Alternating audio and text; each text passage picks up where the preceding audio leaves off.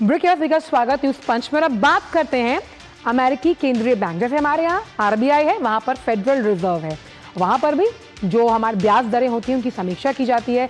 यहाँ एमपीसी है, वहाँ पर एफओएमसी बैठती है, यानी कि उनकी भी एक पूरी बैठक होती है।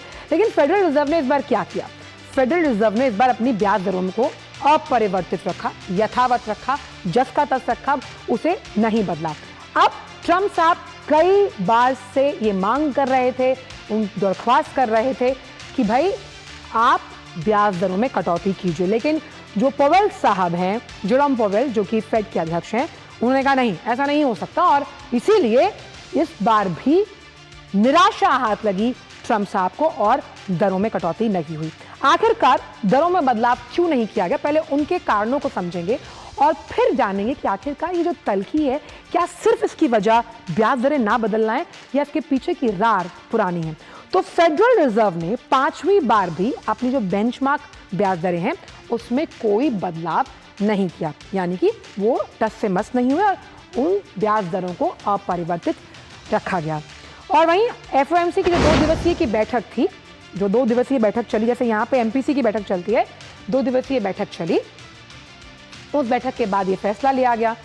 और इसीलिए ये जो रार है, यानी कि आखिरकार क्यों ये है, तो पवेल साहब और ट्रम्प साहब के बीच में ये है कि पवेल साहब कह रहे हैं कि भाई आप टैरिफ को लेकर कुछ तो फैसला लीजिए, लेकिन टैरिफ को लेकर कोई फैसला सुनिश्चित नहीं कर पाते। इसीलिए ये जो ट्रम्प और पवेल साहब का विवाद है, ये पुराना है। पवेल कई बार जो है वो आलोचना कर चुके हैं ट्रम्प की, और ट्रम्प भी बाज नहीं आते पवेल साहब को आड़े हाथों लेने से। और अभी हाल ही में इनकी इस विवाद को कहाँ देखा गया, जो फेड का ऑफिस है वो अंडर रेनोवेशन है, और जब वहां पर इस खर्च के बारे में बात ट्रम्प साहब ने पवेल साहब से की तो थोड़ी स्थिति जो है वो रसाकशी वाली यहां पर हो गई।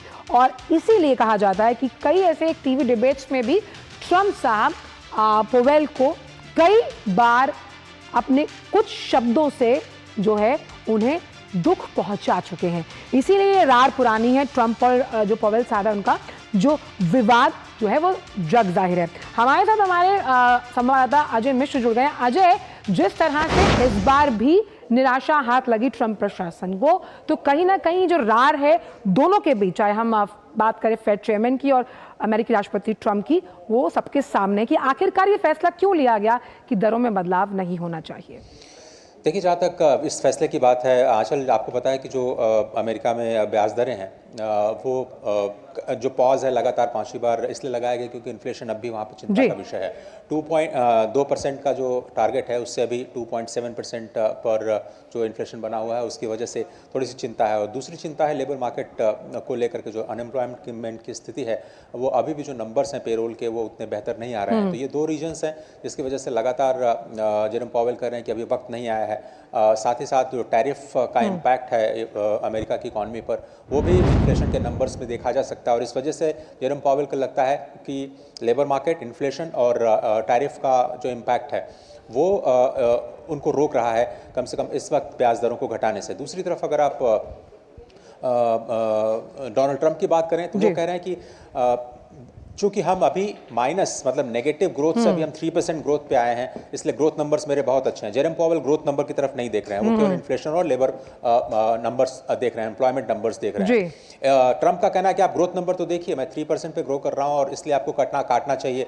EU 11 बार ब्याज दरों में कटौती कर चुका है, यूरोपियन यूनियन, आप हमारे यहाँ कटौती नहीं कर रहे हैं। तीसरी बात, अगर आप लोअर इंटरेस्ट रेट देखें तो अमेरिका 57th पोजीशन पर है इन टर्म्स ऑफ आपकी इंटरेस्ट रेट कहाँ पे है पूरी दुनिया में। तो कह रहे हैं कि जब हम सबसे बेहतर काम कर रहे हैं, ज़्यादा पैसे अपने देश के लिए बना रहे हैं, ग्रोथ लेकर के आप वापस आ रहे हैं, तो आप हमें क्यों सपोर्ट नहीं कर रहे हैं। जेरोम पवेल एक इकोनॉमिस्ट की तरह बिहेव कर रहे हैं। दूसरी तरफ IMF जैसी एजेंसीज ये कहती हैं कि भाई जो केंद्रीय बैंक है उसकी स्वायत्तता दिखनी चाहिए। अगर स्वायत्तता दिखेगी नहीं तो अमेरिका की जो साख है, चाहे उनकी बॉन्ड में हो, उनके डॉलर में हो, उनके अपने ट्रेजरी में हो, वो निवेशकों का भरोसा थोड़ा सा कम हो जाएगा। तो जेरोम पवेल ये भी डिफेंड कर रहे हैं इस बात को कि हम भारत जो अमेरिका की साख है उसको बचाना चाहते हैं, और इंडिपेंडेंट एक सेंट्रल बैंक की जो साख होती है वो बड़ी इंपॉर्टेंट होती है। और इसीलिए मुझे लगता है कि एक इकोनॉमिस्ट और एक बिल्कुल क्या कहते हैं पॉलिटिकल लीडर के बीच में जो एक तनातनी होती है, ग्रोथ और इन्फ्लेशन के बीच में जो बैलेंसिंग एक्ट होता है, वो अमेरिका में दिखाई बिल्कुल। और फिजिकल प्रूडेंस का यही रूल है कि ग्रोथ के साथ साथ आपको इन्फ्लेशन को भी ध्यान में रखकर फैसले लेने होते हैं। लेकिन यहाँ पर जिस तरह से दिल तोड़ा गया है और लगातार वो कह रहे हैं कि दिल है कि मानता नहीं। बहुत बहुत शुक्रिया आपका अजय इन तमाम जानकारियों को हमसे साझा करने के लिए। तो